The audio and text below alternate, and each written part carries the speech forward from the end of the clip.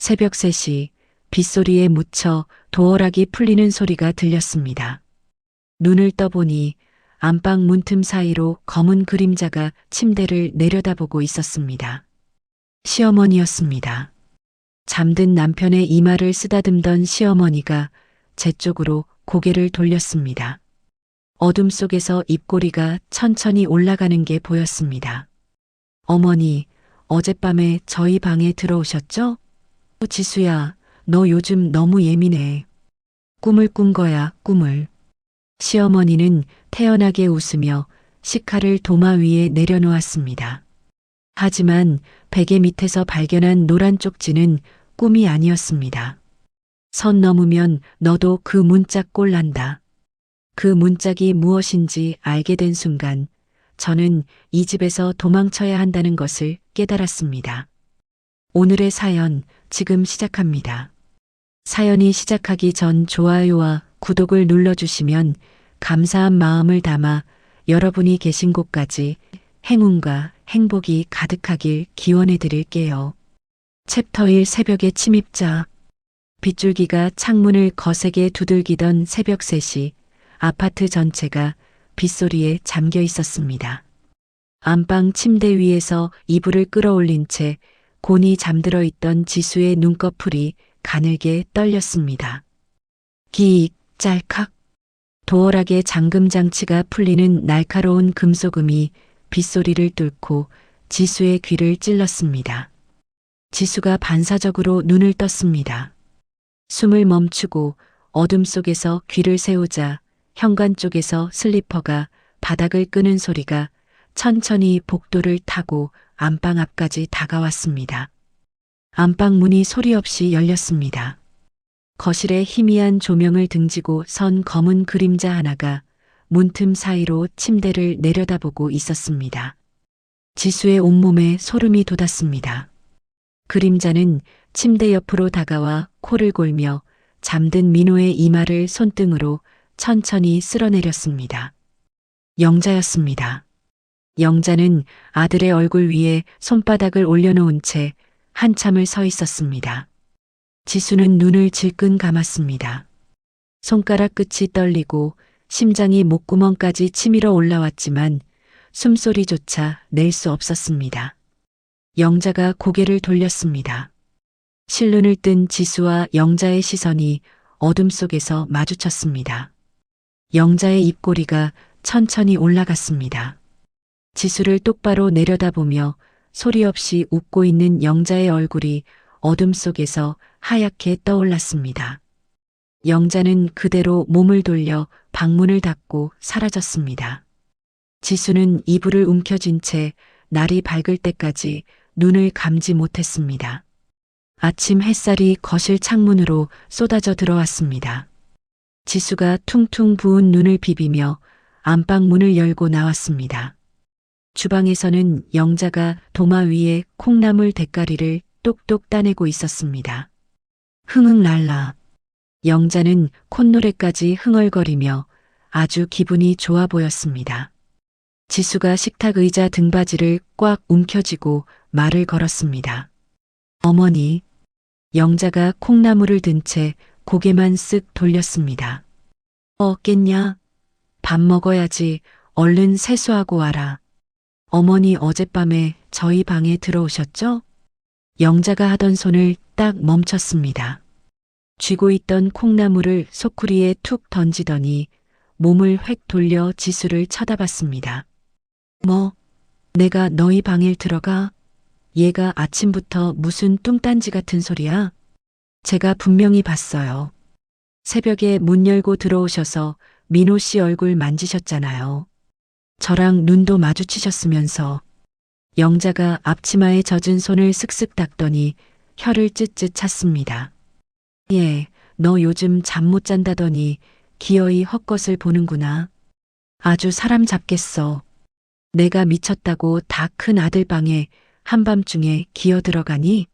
나 어제 초저녁부터 골아떨어져서 코까지 골고 잤다. 꿈 아니에요. 진짜 어머니였다고요. 아이고 참나. 아주 시어머니를 도둑년 취급을 하네. 너 요새 몸 허하냐? 보약이라도 한 제 지어 먹여야겠네. 헛소리 그만하고 밥이나 퍼라, 밥이나. 영자는 억울하다는 듯이 가슴을 탕탕 치며 다시 도마 쪽으로 획 돌아섰습니다. 지수는 기가 막혀서 말도 안 나왔습니다. 손끝이 하얗게 질릴 정도로 의자를 꽉 잡았습니다. 식사 시간이 되었습니다. 영자가 밥상을 거하게 차려놓았습니다. 아들 민호 밥그릇 앞에는 윤기가 좔좔 흐르는 갈비찜에 두툼한 계란말이, 조기 구이까지 아주 진수성찬이었습니다. 그런데 지수 밥그릇 앞에는 쉰내 나는 김치 쪼가리랑 멀건 콩나물국만 덩그러니 놓여 있었습니다. 영자가 민호 밥그릇에 제일 실한 갈비 한 대를 턱하니 올려주며 콧방귀를 뀌었습니다. 많이 먹어라 내 새끼. 밖에서 돈 버느라 고생하는데 어미라도 잘 챙겨야지. 누구는 잠꼬대나 하고 있는데 말이야. 민호는 아무것도 모른 채 넥타이를 매며 허둥지둥 일어났습니다. 잘 먹겠습니다, 엄마. 아, 늦겠다. 지수야, 나 오늘 회식 있어서 늦을 수도 있어. 먼저 자. 그래, 내 새끼 조심히 다녀오고. 술 너무 많이 먹지 말고.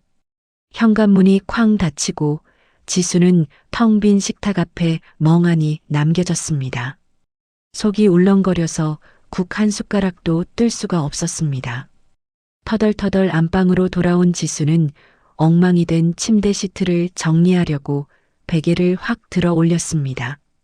그런데 베개 밑 깊숙한 곳에 꼬깃꼬깃 접힌 노란색 쪽지 하나가 보였습니다. 지수가 떨리는 손으로 쪽지를 펴봤습니다.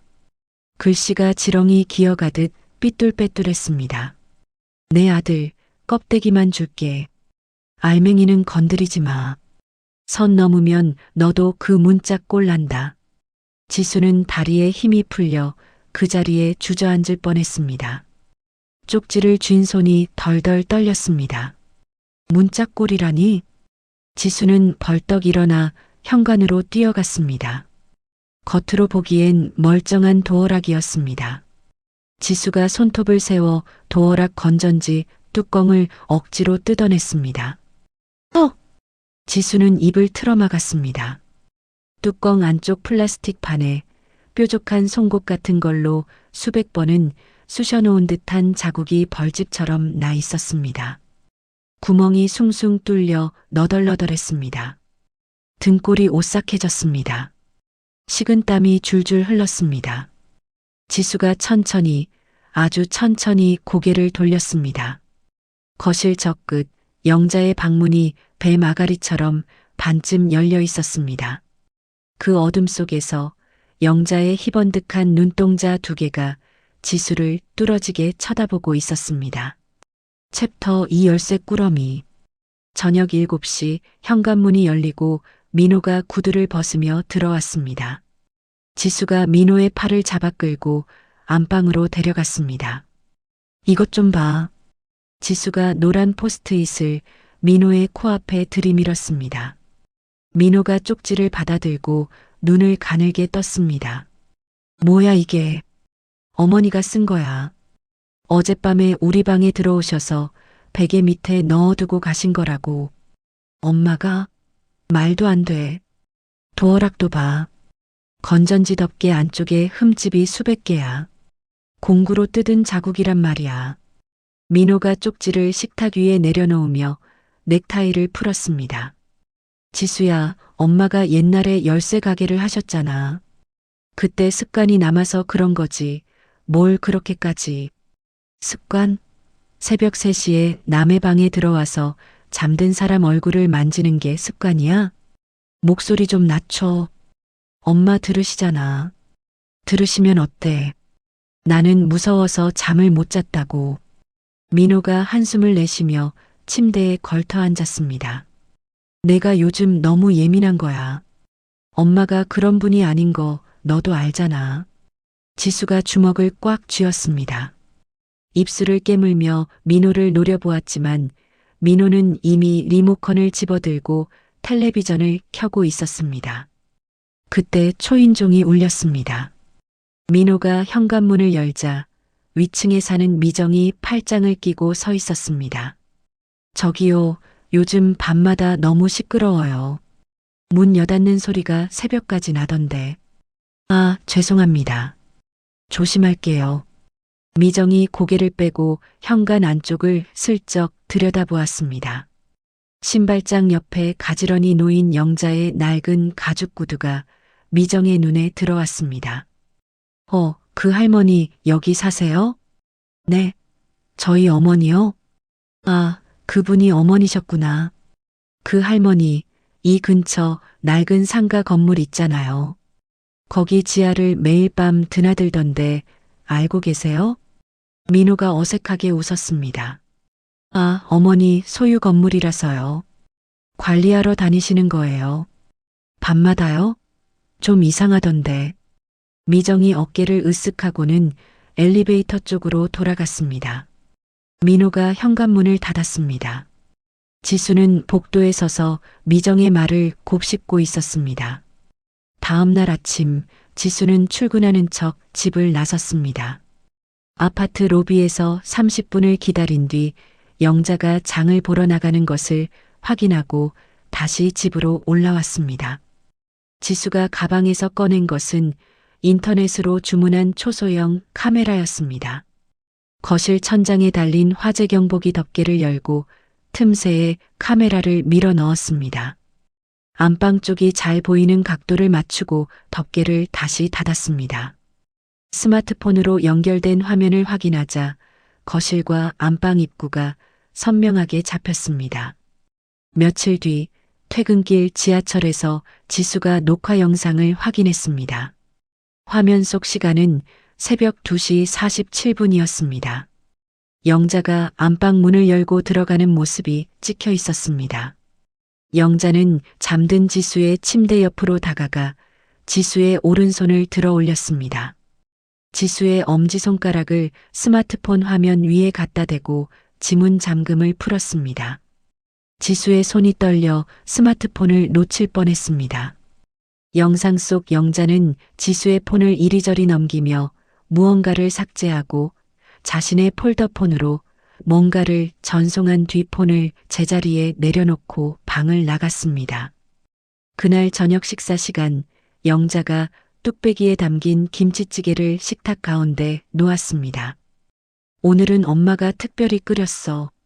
지수도 많이 먹어. 지수가 숟가락으로 국물을 떠서 입에 넣었습니다. 혀끝에 이상한 쓴맛이 번졌습니다. 지수가 숟가락을 내려놓고 영자의 눈을 정면으로 바라보았습니다. 영자가 아무렇지 않게 밥을 떠먹으며 웃었습니다. 왜 입맛이 없어?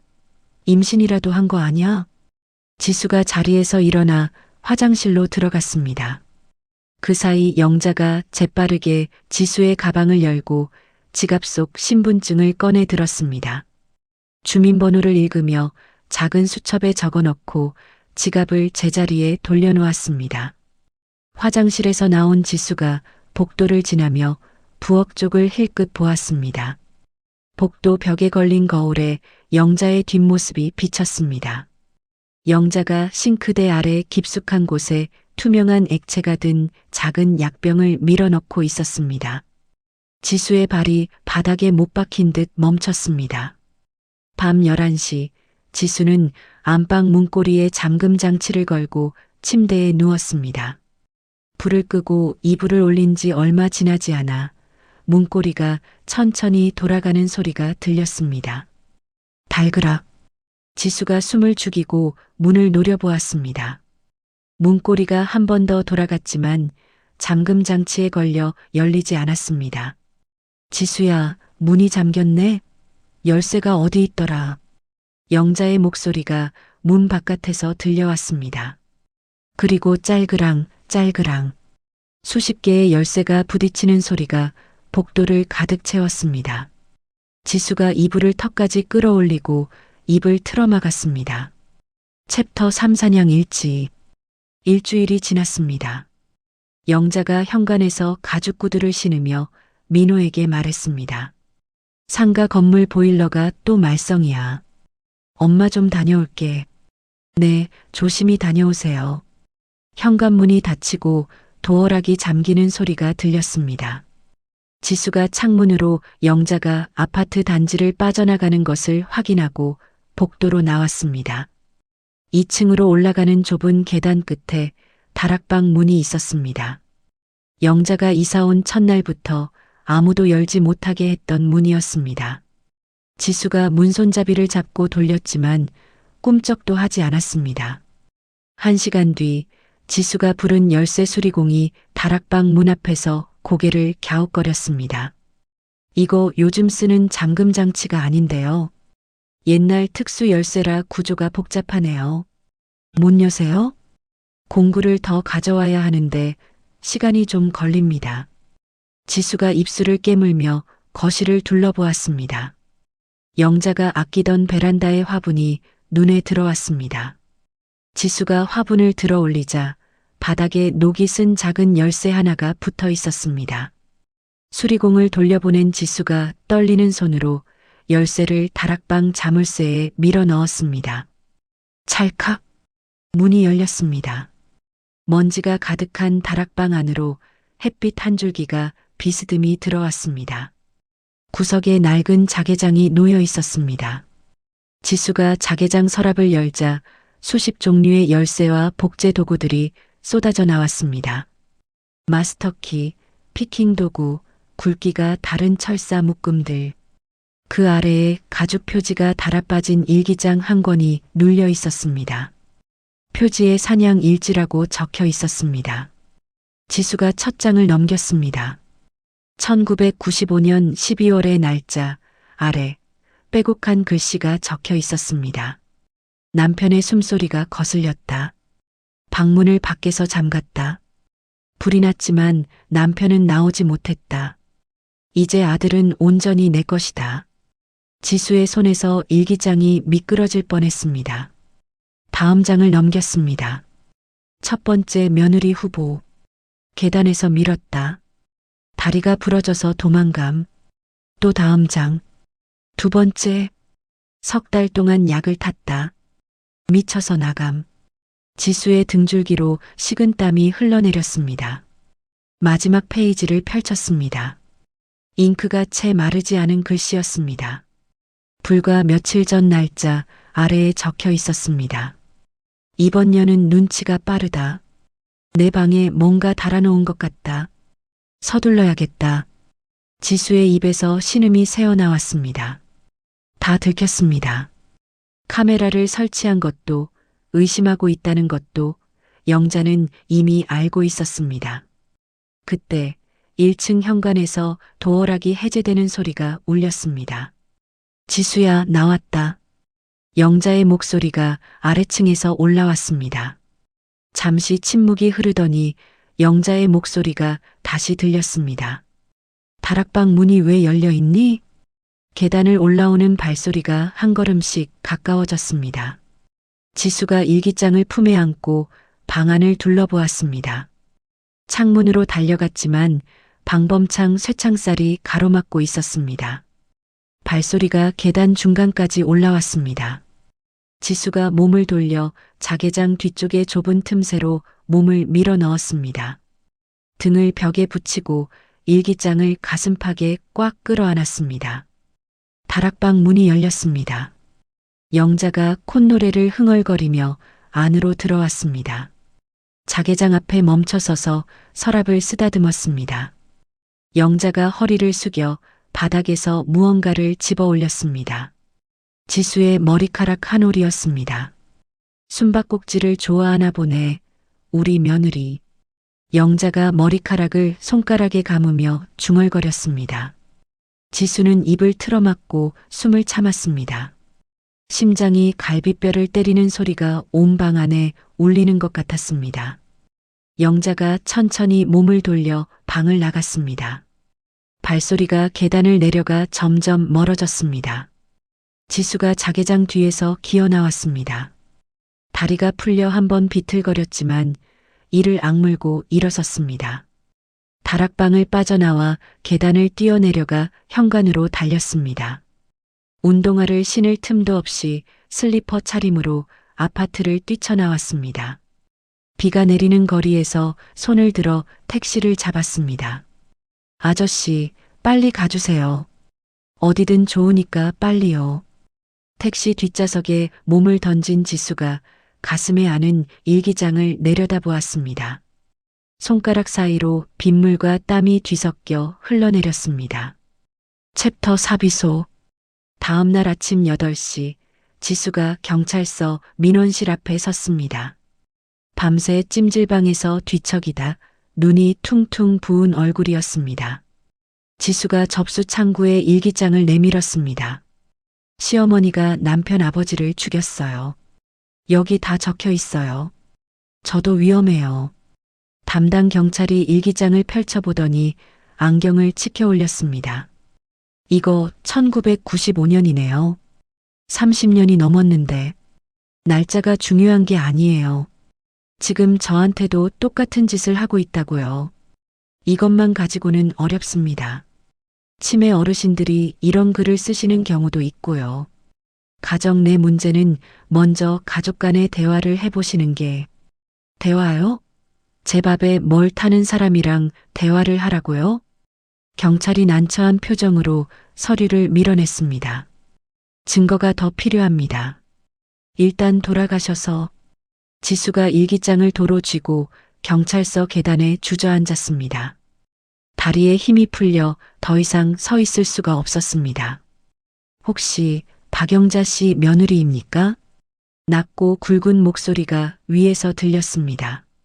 지수가 고개를 들자 낡은 가죽 재킷을 걸치고 담배를 입에 문 남자가 계단 위에 서 있었습니다. 50대 중반쯤 되어 보이는 사내였습니다. 누구세요? 사내가 담배를 빼물며 경찰 수첩을 꺼내 보였습니다. 강력계 최진우입니다. 잠깐 얘기 좀 합시다. 경찰서 근처 커피숍, 지수가 최 형사 맞은편에 앉았습니다. 최 형사가 커피잔을 밀어놓고 입을 열었습니다. 30년 전 박영자 씨 남편이 방에서 불에 타 죽었습니다. 그때 저는 갓 배치된 신입이었는데 현장이 이상했어요. 이상하다니요? 방문이 밖에서 잠겨 있었습니다. 화재가 나면 안에서 문을 열고 나오려고 하잖아요. 그런데 문 손잡이에 열을 가한 흔적이 없었어요. 밖에서 잠갔으니까. 그런데 왜 단순 화재로? 최 형사가 커피를 한 모금 마시며 눈을 가늘게 떴습니다. 증거 불충분이었습니다. 다 타버렸으니까. 하지만 저는 그때부터 쭉 박영자를 지켜봤어요. 지수가 일기장을 꺼내 최 형사 앞에 펼쳤습니다. 최 형사가 페이지를 한 장씩 넘기며 읽어내려갔습니다. 눈빛이 점점 날카로워졌습니다. 이것만으로는 부족합니다. 옛날 일기장이라 법정에서 힘이 약해요. 그러면 어떻게 해야 하는데요? 지금 벌어지고 있는 걸 잡아야 합니다. 당신 말대로 음식에 뭘 탔다면 그 물증을 확보하면 됩니다. 최 형사가 주머니에서 동전만 한 크기의 검은 장치를 꺼내 식탁 위에 올려놓았습니다. 위치 추적기입니다.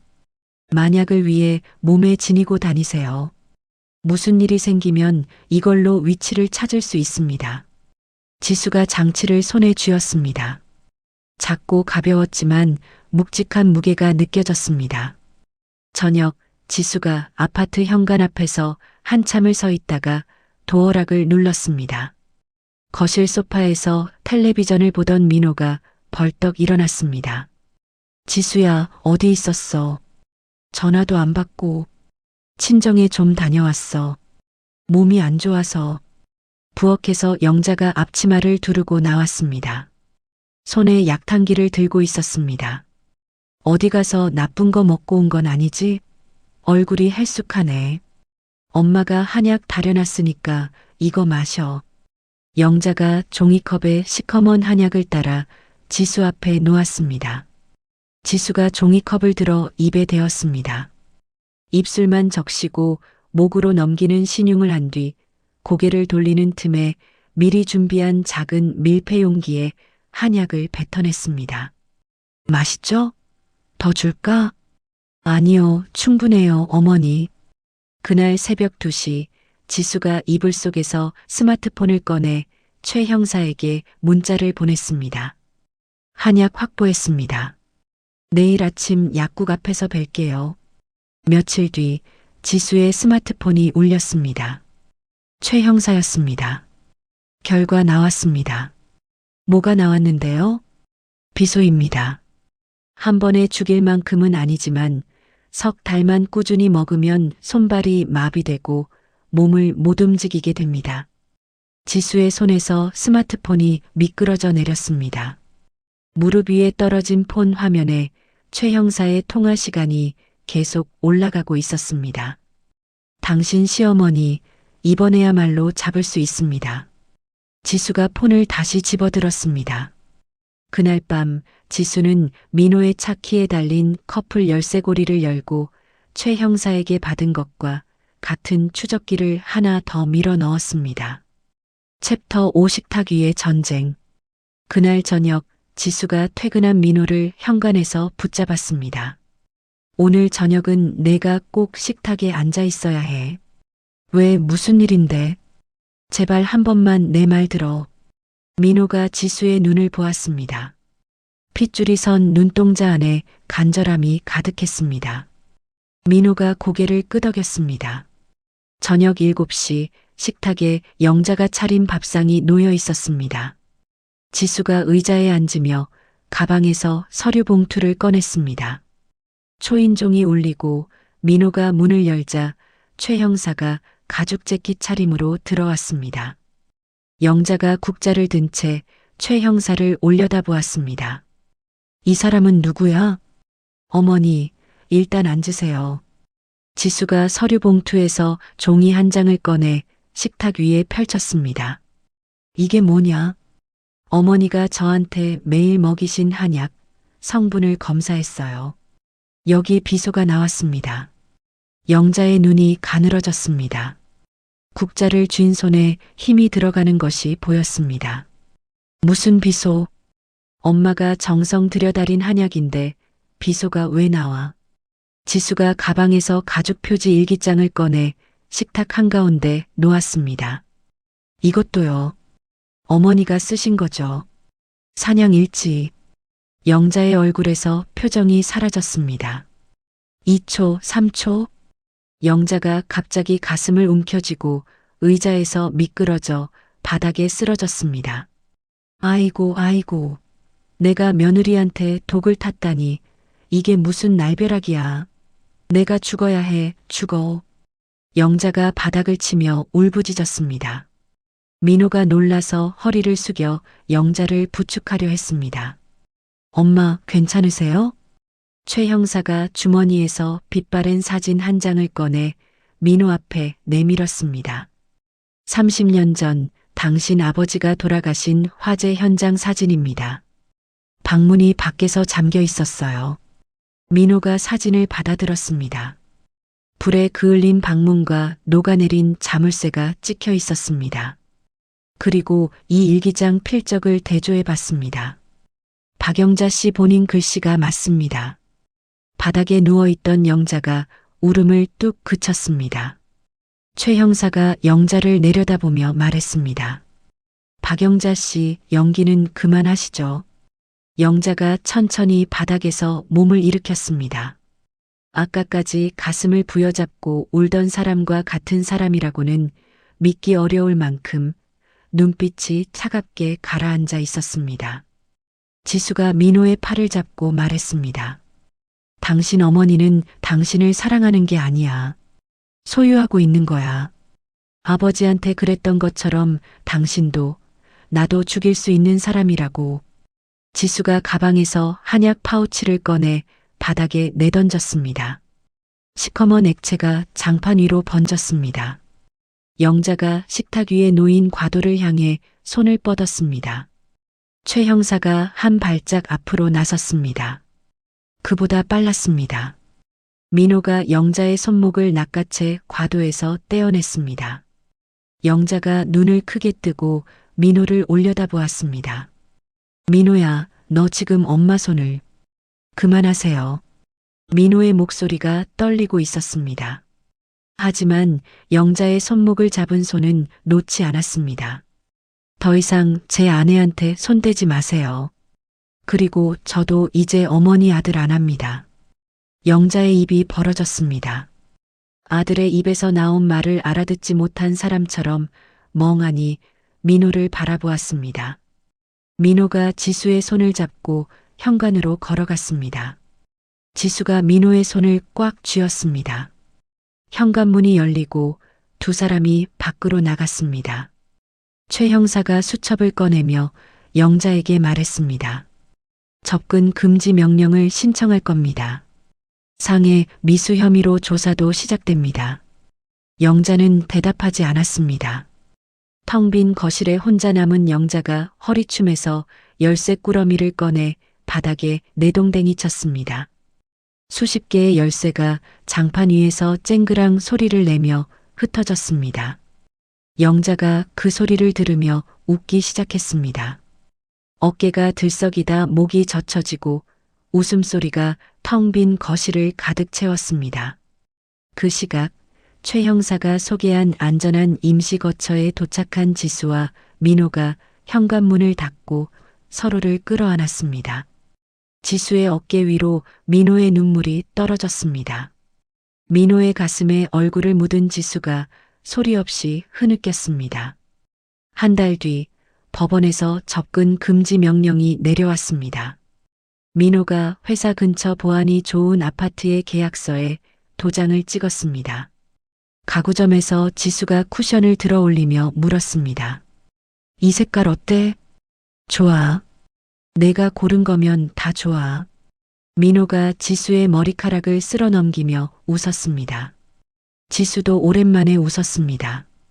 그 시각 어둑한 원룸 안에서 영자가 돋보기를 쓰고 종이 한 장을 들여다보고 있었습니다. 흥신소 직원에게 건네받은 지수 부부의 새 아파트 도면이었습니다. 영자가 허리춤에서 낡은 열쇠 하나를 꺼내 손가락으로 만지작거렸습니다. 챕터 6 지하실. 1년이 흘렀습니다. 지수가 산부인과 복도에서 초음파 사진을 들고 나왔습니다. 민호에게 전화를 걸었습니다. 여보, 우리 딸이래. 정말? 딸? 아, 진짜? 민호의 웃음소리가 수화기 너머로 터져 나왔습니다. 지수가 배를 어루만지며 병원 로비를 걸어나갔습니다. 그날 밤 허름한 사무실에서 컴퓨터 화면을 들여다보던 흥신소 직원이 전화기를 집어들었습니다. 사모님, 며느리 분이 임신했습니다. 산부인과 기록에 28주 차로 나와 있습니다. 전화기 너머에서 거친 숨소리가 흘러나왔습니다. 내 핏줄이야. 내 아들 씨앗이란 말이야. 그년 뱃속에 둘 순 없어. 영자가 전화를 끊고 낡은 상가 건물 지하 계단을 내려갔습니다. 지하실 안에는 방음 자재가 벽면을 빼곡히 덮고 있었습니다. 한쪽 구석에 새로 들여놓은 아기 침대가 놓여 있었습니다. 영자가 아기 침대 난간을 쓸어내리며 혼잣말을 했습니다. 할미가 다 준비해놨어. 조금만 기다려라. 민호의 해외 출장 날이 다가왔습니다. 공항 출국장 앞에서 민호가 지수의 배를 조심스럽게 감싸 안았습니다. 2주만 참아. 금방 올게. 걱정 마. 잘 다녀와. 민호가 출국 게이트로 들어갔습니다. 지수가 돌아서는데 닫히는 엘리베이터 문틈 사이로 허리가 굽은 노파의 뒷모습이 스쳐 지나갔습니다. 지수가 눈을 비비고 다시 보았지만 엘리베이터 문은 이미 닫혀 있었습니다. 며칠 뒤 밤 11시 빗줄기가 창문을 두들기고 있었습니다. 인터폰이 울렸습니다. 관리실입니다. 윗집에서 누수가 발생했는데요. 긴급 점검이 필요합니다. 이 시간에요? 네, 아래층으로 물이 새고 있어서요. 잠깐만 문 좀 열어주십시오. 지수가 인터폰을 내려놓고 현관문을 열었습니다. 작업복을 입은 남자가 서 있었습니다. 남자가 한 발짝 옆으로 비켰습니다. 남자 뒤에서 영자가 튀어나왔습니다. 영자의 손에 전기 충격기가 들려 있었습니다. 파직. 지수의 목 옆으로 푸른 불꽃이 튀었습니다. 지수의 눈앞이 하얘지며 몸이 앞으로 꺾였습니다. 눈을 떴을 때 사방이 벽이었습니다. 회색 방음제가 천장까지 덮인 좁은 공간. 벽면 가득 수천 개의 열쇠가 못에 걸려 빛나고 있었습니다. 지수의 양손이 등 뒤로 묶여 있었습니다. 의자에 앉힌 채 발목까지 줄로 감겨 있었습니다. 영자가 지수 앞에 쪼그려 앉았습니다. 만삭인 지수의 배를 손바닥으로 천천히 쓸어내렸습니다. 애만 낳아. 애는 내가 키울 테니까. 넌 조용히 사라지면 돼. 어머니, 제발. 엄마라고 부르지 마. 넌 내 며느리가 아니야. 내 손주를 담아두는 그릇일 뿐이지. 영자가 일어서며 구석에 놓인 트레이를 정리했습니다. 트레이 위에 가위와 수건, 소독약이 나란히 놓여 있었습니다. 지수의 눈에서 눈물이 흘러내렸습니다. 영자가 지하실 문을 열고 나갔습니다. 잠금 장치가 걸리는 소리가 들렸습니다. 지수가 이를 악물고 손목을 비틀었습니다. 밧줄이 살을 파고들며 손등의 피부가 벗겨졌습니다. 움직일수록 매듭이 더 조여왔습니다.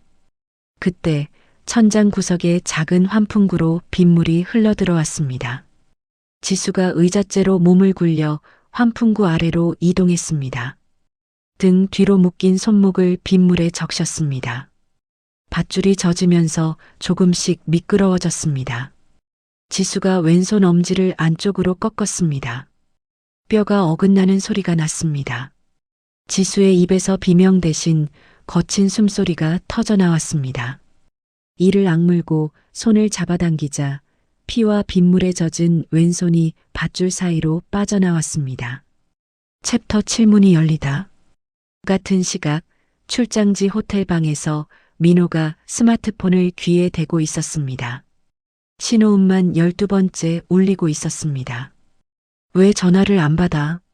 민호가 전화를 끊고 홈 보안 앱을 열었습니다. 화면에 연결 끊김이라는 글자만 떠 있었습니다. 민호의 손가락이 빠르게 움직여 최 형사의 번호를 눌렀습니다.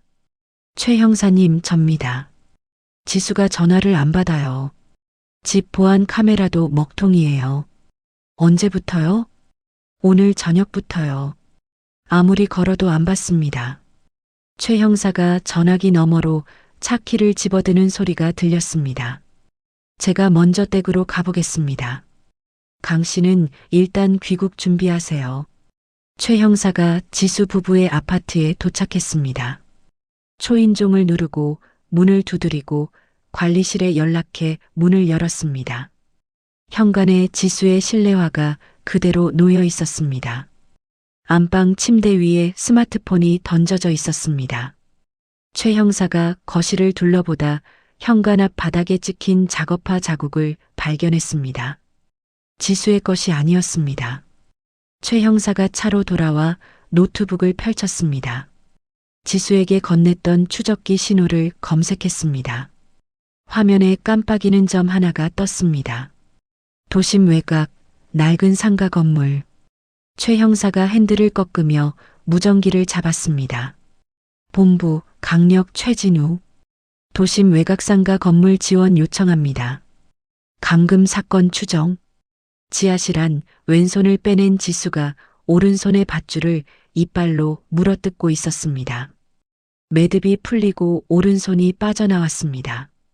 발목을 묶은 줄을 풀고 비틀거리며 일어섰습니다. 주머니를 더듬었습니다. 손가락 끝에 작고 단단한 것이 잡혔습니다. 추적기였습니다. 지수가 환풍구를 올려다보았습니다. 탈구된 왼손을 오른손으로 감싸 쥐고 이를 악물며 팔을 뻗었습니다. 추적기를 환풍구 틈새로 밀어넣어 바깥쪽으로 던졌습니다. 지하실 문이 열렸습니다. 영자가 들어왔습니다. 빈 의자와 바닥에 떨어진 밧줄을 본 영자의 얼굴이 일그러졌습니다. 2년이 영자가 벽에 걸린 쇠망치를 집어들었습니다. 지수가 트레이를 들어 올려 앞으로 던졌습니다. 가위와 소독 약병이 바닥에 쏟아지며 영자의 발에 부딪혔습니다. 영자가 발을 헛디뎠다가 다시 균형을 잡고 쇠망치를 치켜들었습니다. 가만히 있었으면 편하게 보내줬을 텐데. 지수가 뒷걸음치며 배를 두 팔로 감쌌습니다. 영자가 쇠망치를 내리치려는 순간 지수가 옆으로 몸을 피하며 두 손으로 영자의 어깨를 밀쳤습니다. 영자가 뒤로 나자빠지며 열쇠가 걸린 벽에 등을 부딪혔습니다. 열쇠 수십 개가 쏟아져 내렸습니다. 지수가 출입문으로 달려갔습니다. 문손잡이를 잡고 돌렸지만 열리지 않았습니다. 이중 잠금 장치가 걸려 있었습니다. 소용없어. 이 문은 나 아니면 못 열어. 영자가 바닥에서 몸을 일으키며 깨진 유리 조각을 집어들었습니다. 지수를 향해 한 발짝씩 다가왔습니다. 그때 철문 너머에서 굉음이 울렸습니다. 쾅, 쾅, 쾅. 세 번째 충격에 경첩이 뜯기며 철문이 안쪽으로 쓰러졌습니다. 최 형사가 방탄조끼 차림으로 뛰어들어왔습니다. 뒤따라 무장한 경찰들이 지하실을 가득 채웠습니다. 움직이지 마. 영자가 지수의 목 뒤로 돌아가 유리 조각을 들이댔습니다. 한 발짝만 더 와봐. 이년목을 그어버린다. 최 형사가 허리에서 테이저건을 뽑아들었습니다. 방아쇠를 당겼습니다. 두 개의 정극이 영자의 가슴에 박혔습니다. 영자의 몸이 경직되며 뒤로 쓰러졌습니다. 유리 조각이 손에서 떨어져 바닥에 산산이 부서졌습니다. 영자가 바닥을 기어가며 손을 뻗었습니다. 내 열쇠네 아들. 경찰이 영자의 팔을 잡고 수갑을 채웠습니다. 지수의 다리에서 힘이 빠졌습니다. 무릎이 꺾이며 바닥에 주저앉았습니다. 지수 씨, 괜찮습니까? 최 형사가 지수 옆에 무릎을 꿇었습니다. 지수가 부어오른 왼손으로 배를 감싸 안고 고개를 끄덕였습니다. 경찰들에게 끌려나가던 영자의 앞에 한 남자가 뛰어들어왔습니다. 공항에서 택시를 타고 곧장 달려온 민호였습니다. 민호가 지하실 안으로 들어가 바닥에 쓰러져 있는 지수를 끌어안았습니다. 피가 묻은 지수의 손을 잡고 이마를 맞대었습니다. 민호의 눈에서 눈물이 쏟아졌습니다. 미안해. 미안해, 지수야. 지수가 민호의 등을 붙잡고 소리 없이 울었습니다. 경찰차에 실려가던 영자가 민호를 돌아보았습니다. 입꼬리를 올리며 웃었습니다. 아들, 밥은 먹었니? 민호가 고개를 돌렸습니다. 지수를 안은 팔에 힘을 주었습니다. 구급차가 도착해 지수를 실어갔습니다.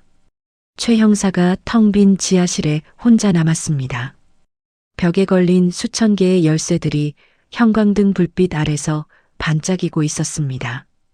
구석에 놓인 아기 침대 위에 새 이불이 깔려 있었습니다. 최 형사가 이불 위에 놓인 작은 딸랑이를 집어들었다 내려놓으며 고개를 저었습니다. 챕터 8 열쇠. 재판이 열린 날 법정 방청석이 가득 찼습니다. 영자가 수갑을 찬 채 피고인석에 앉아 있었습니다. 백발이 된 머리카락을 뒤로 넘기고 마치 남의 재판을 구경하러 온 사람처럼 방청석을 둘러보았습니다.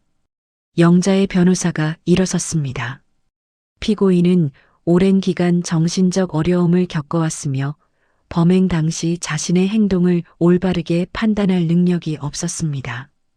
지수의 변호사가 증거 목록을 재판부에 올렸습니다. 일기장 사본, 지하실 감금 사진, 한약 성분 분석 결과, 그리고 스마트폰 지문, 도용 영상이 법정 모니터에 차례로 떠올랐습니다. 방청석에서 탄식이 흘러나왔습니다. 증인을 불러주십시오. 민호가 증인석으로 걸어갔습니다. 선서를 마치고 마이크 앞에 섰습니다. 피고인석의 영자가 민호를 올려다보며 입을 달싹거렸습니다. 아들. 소리는 나지 않았지만 입모양이 또렷했습니다. 민호가 시선을 앞으로 고정한 채 입을 열었습니다. 피고인은 제 어머니가 아닙니다.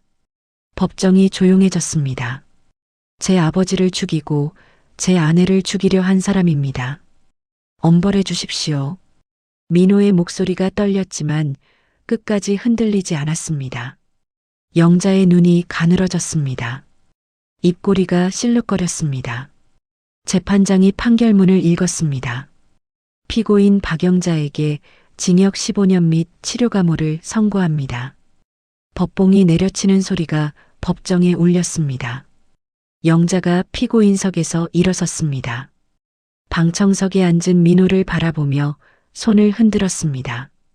그리고 천천히 한쪽 눈을 감았습니다. 방청석 곳곳에서 숨을 들이마시는 소리가 들렸습니다. 법정 경위가 영자의 팔을 잡고 퇴정시켰습니다. 영자의 콧노래가 복도에서 점점 멀어졌습니다. 법원 정문을 나선 민호가 지수의 손을 잡았습니다. 봄 햇살이 두 사람의 어깨 위로 쏟아졌습니다. 지수가 민호의 손을 꽉 쥐고 하늘을 올려다보았습니다. 긴 숨을 한번 내쉬었습니다. 3년 뒤 낮은 울타리가 둘러진 전원주택 앞마당에서 물이 튀었습니다. 3살배기 여자아이가 고무대야 안에서 두 팔로 물을 첨벙거리고 있었습니다. 민호가 아이를 번쩍 들어 올려 목마를 태웠습니다. 아빠 높다. 잡아, 꼭 잡아. 지수가 마루에 앉아 카메라를 들었습니다. 렌즈 안에 남편과 딸이 웃고 있었습니다. 지수가 셔터를 눌렀습니다. 화면이 바뀌었습니다. 차가운 쇠창살이 가로지른 작은 창문으로 흐린 빛이 스며들었습니다. 치료감호소 독방 안 백발이 성성해진 영자가 벽을 보고 앉아 있었습니다. 영자의 손가락 사이에 뾰족하게 간 철사 조각이 하나 쥐어져 있었습니다. 영자가 철사 끝을 시멘트 바닥에 대고 천천히 갈았습니다. 사각, 사각. 영자가 문도 없는 벽을 향해 고개를 들었습니다. 조금만 기다려라 할미가 문 따주러 갈게. 영자가 갈아낸 철사를 벽면의 금간 틈에 넣고 돌리는 신용을 했습니다. 영자의 눈동자가 천천히 정면을 향했습니다. 빛이 사라진 검은 눈 속에서 무언가가 번뜩였습니다. 철컥. 어디선가 잠금장치가 풀리는 소리가 울렸습니다. 영자의 입꼬리가 올라갔습니다. 영자의 독방에서 울려 퍼진 그 소리, 철컥. 그것이 진짜 열린 것인지 영자의 머릿속에서만 울린 소리인지는 아무도 모릅니다. 다만 한 가지 확실한 것은 영자에게 잠긴 문이란 애초에 존재하지 않았다는 사실이죠. 현관 도어락도, 안방문도, 며느리의 스마트폰도, 그리고 사람의 마음까지도 영자는 모두 열어버렸습니다. 열쇠 기술자의 딸로 태어나 어떤 자물쇠든 열 수 있었던 영자가 평생 단 하나 열지 못한 것이 있었습니다. 아들을 한 사람의 인간으로 바라보는 마음, 그 문만큼은 끝내 열지 못했습니다. 소유하는 것이 사랑이라고 믿었던 영자. 하지만 진짜 사랑은 잡는 것이 아니라 놓아주는 것이었죠. 민호는 어머니라는 감옥에서 빠져나와 비로소 한 가정의 아버지가 되었고, 지수는 공포의 문턱을 넘어 아이를 품에 안았습니다. 전원주택 마당에서 물놀이를 하며 까르르 웃는 아이의 웃음소리가 두 사람이 지나온 어둠이 얼마나 깊었는지를 말해주는 것 같습니다. 부디 여러분의 가정에는 따고 싶은 문이 아니라 언제든 열어두고 싶은 문만 있기를 바랍니다. 이야기를 끝까지 들어주신 분이 계시다면 잘 들었다고 댓글 하나만 남겨주세요. 감사합니다.